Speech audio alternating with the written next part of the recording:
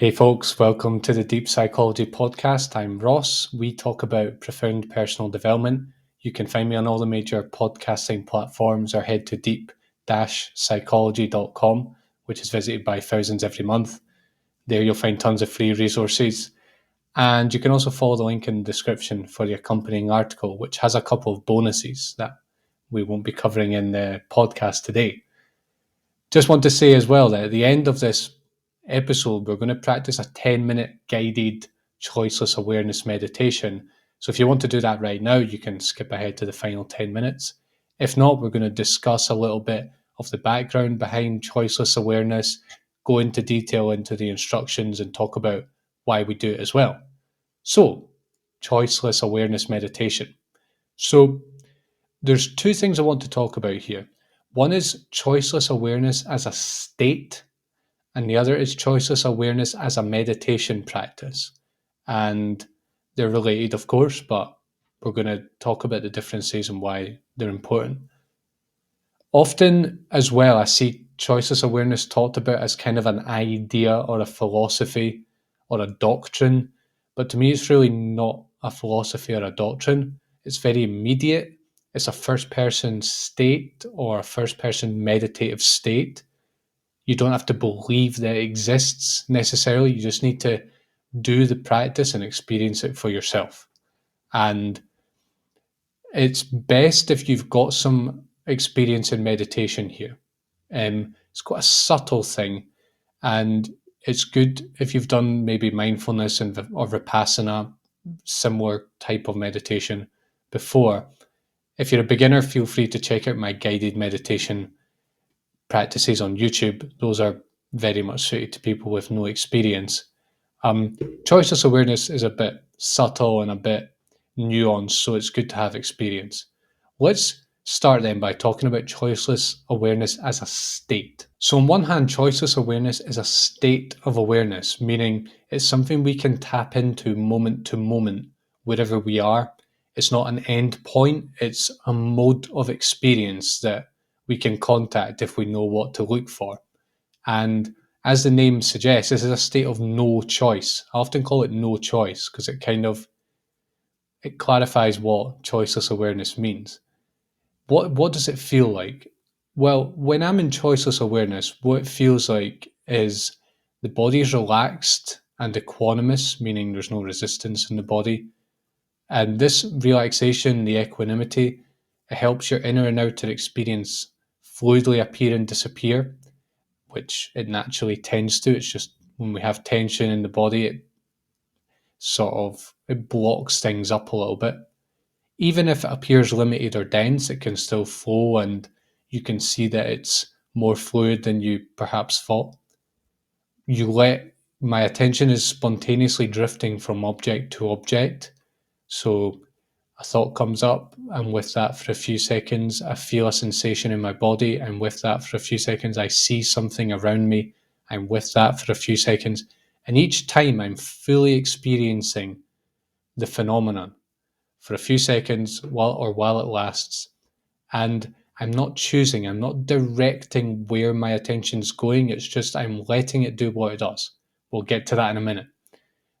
When I'm in this state, there's a breaking down of the sense of solidity of me being this person that is observing the world around me, a world that is separate from me. I can see that myself is just another phenomenon, another thing in the field of awareness, another choice. You could even call it another choice since we're talking about no choice awareness. It also takes me beyond this tendency of,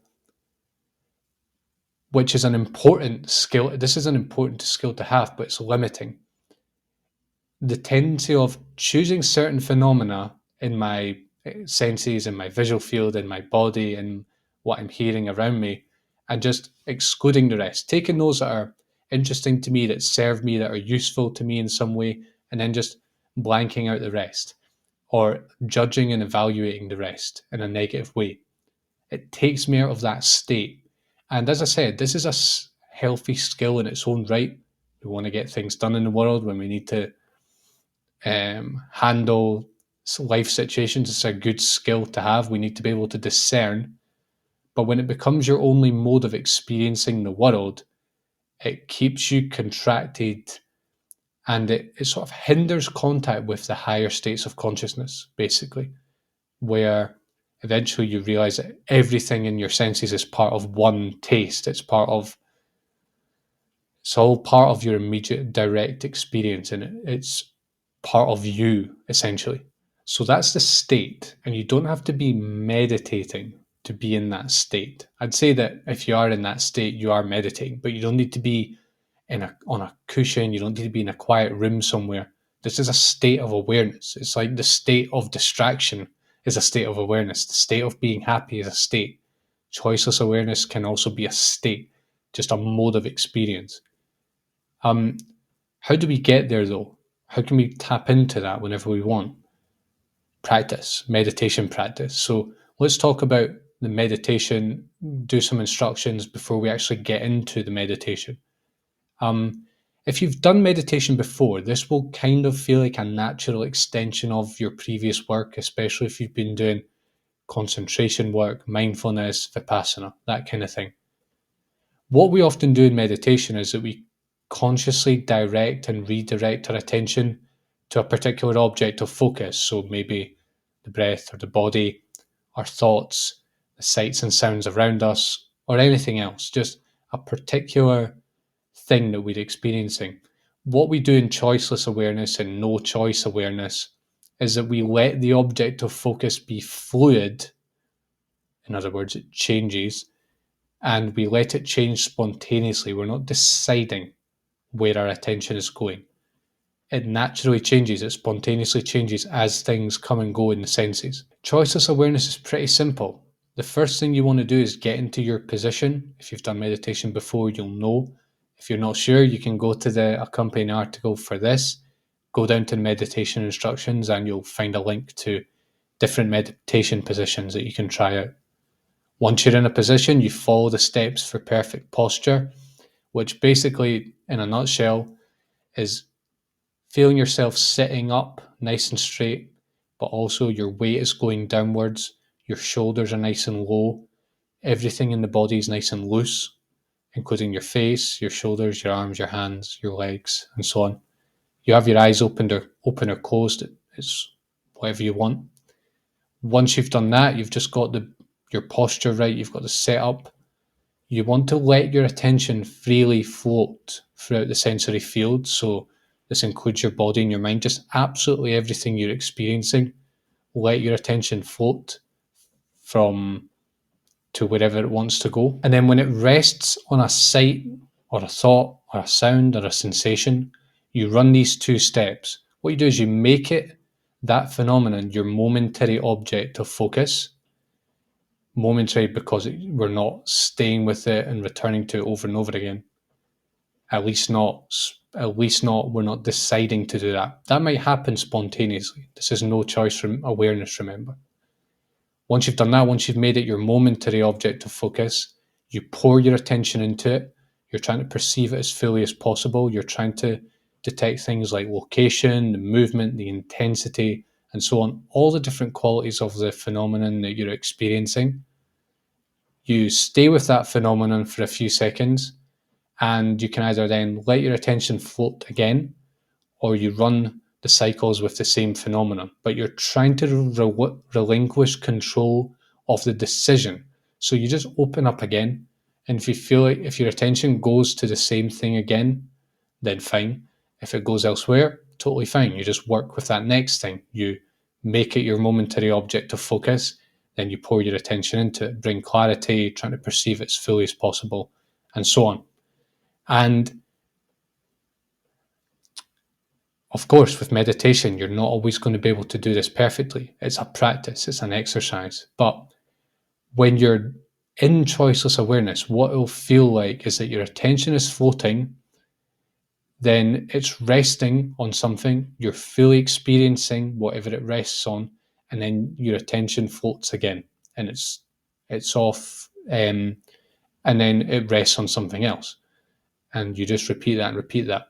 It feels flowing, it feels open, effortless, spontaneous, even if you're working with unpleasant stuff, even if it goes to an unpleasant emotion that's come up, or some discomfort in the body, or a troubling thought, for example, it's still got that feeling of flow and openness and effortlessness to it. And that, I don't want to say that's the goal, because that can become, you can grasp for the goal too much. If you get there, know that that is what choiceless awareness is. But make your focus running the steps rather than necessarily trying to get there. Just run the steps. Hopefully, the steps will get you there anyway.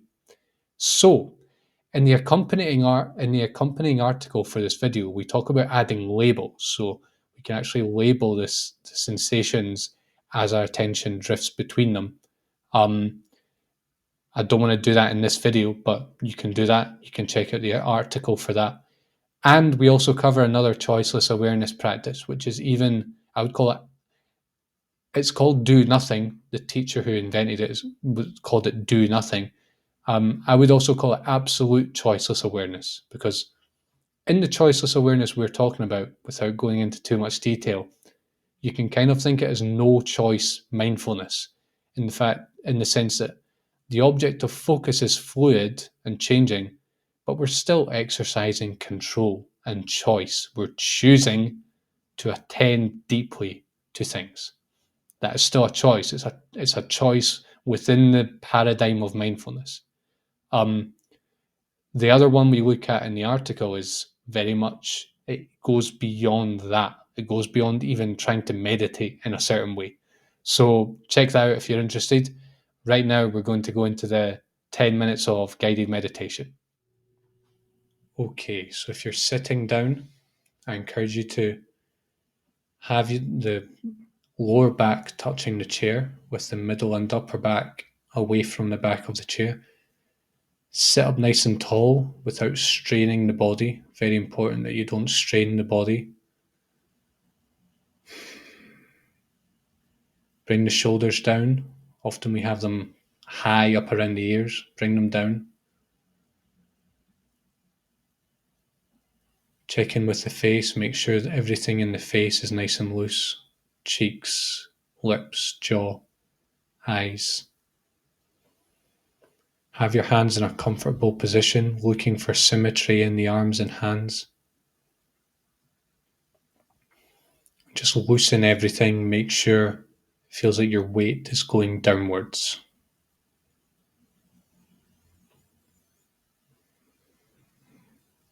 We're nice and straight, but we're also restful. We're loose. We're letting our body be supported. We're not trying to strain or support the body ourselves. Okay, so let your attention float throughout everything you're experiencing. And when it lands on something, you make that something, that phenomenon, the temporary object of focus. Then you pour your attention into it. You hold it in attention, pour your attention into it, detect as much as you can about it. Fully experience it, fully drink it in for a few seconds, and then you open up again. You let your attention float.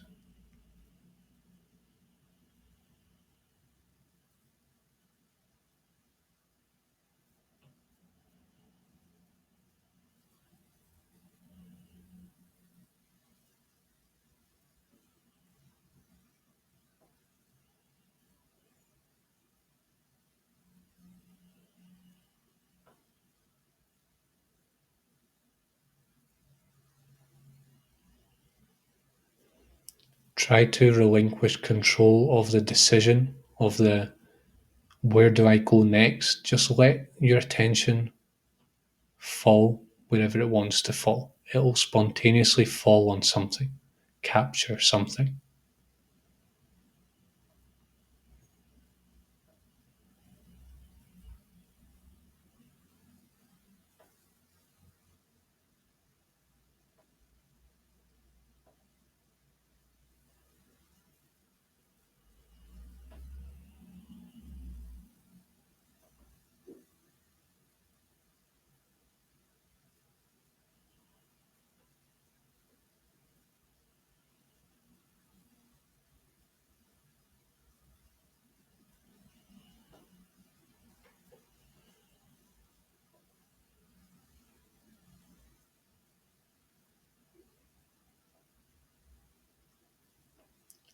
Again, trying to fully drink in the phenomenon while you're paying attention to it. Really soak in,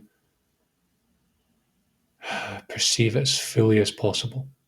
This is the mindfulness part of what we're doing.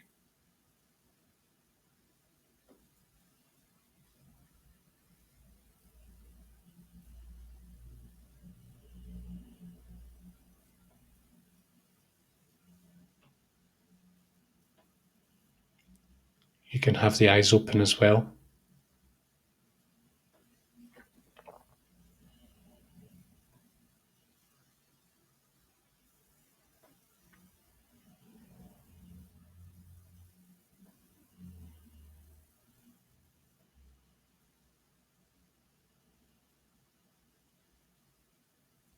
When you're letting your attention float,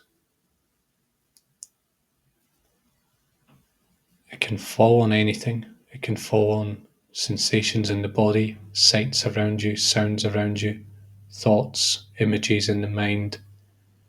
Everything you're experiencing, everything you perceive as a possible object of focus. That's where the no choice part comes in. We're not choosing what the momentary object of focus is. We're just bringing mindfulness to it when it does fall on something.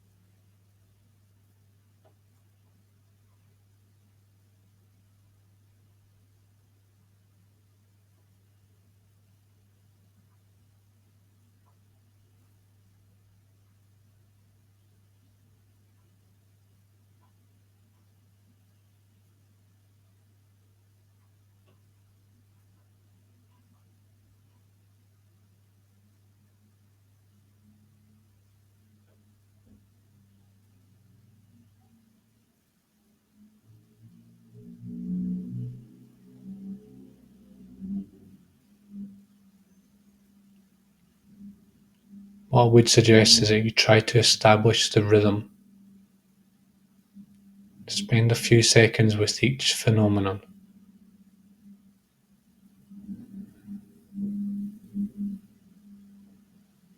This can help you maintain a rhythm, prevent yourself from becoming overwhelmed by everything that you're experiencing, and also fully drink in each individual phenomenon.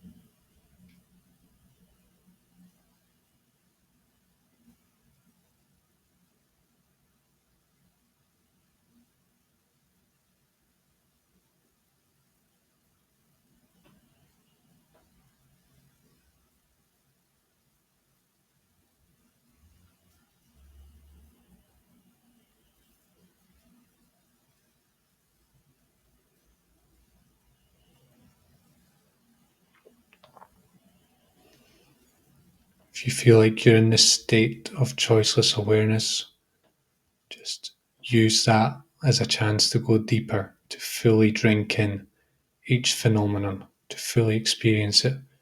If your attention's wandering a lot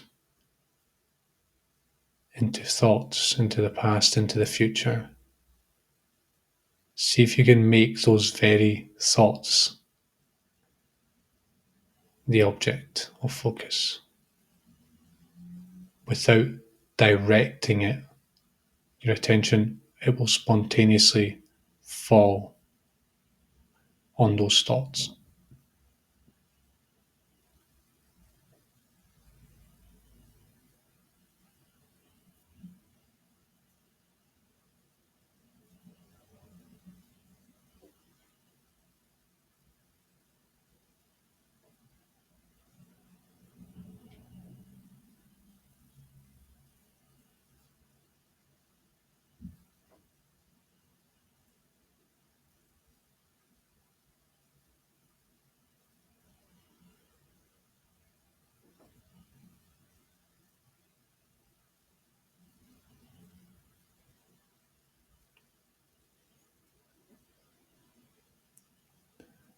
Last couple of minutes, let's make them count.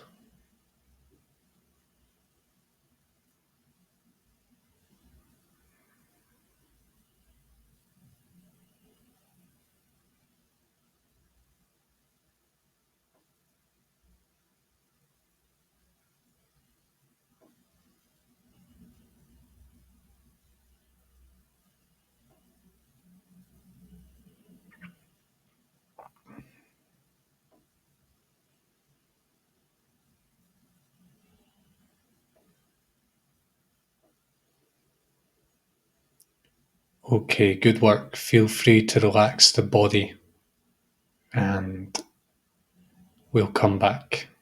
So that was the first of our choiceless awareness practices. As I said, I've got another one which can take you even further into choiceless awareness. And it's slightly different, even more subtle in a certain way. You may like to practice this for a week or two every day just to get into the rhythm, to get into the habit, to taste that state of choiceless awareness. It's quite subtle. It takes a bit of practice to relinquish control and also fully experience each phenomenon when your attention rests on it. But it's a really powerful meditation practice, especially if you're intermediate, advanced level practitioner. As always, if you like this episode, do subscribe to the podcast for more. I have new episodes every week, and also make sure to check out the accompanying article for the tips on using labels and also the extra choiceless awareness practice. Thanks for watching, and I'll see you soon.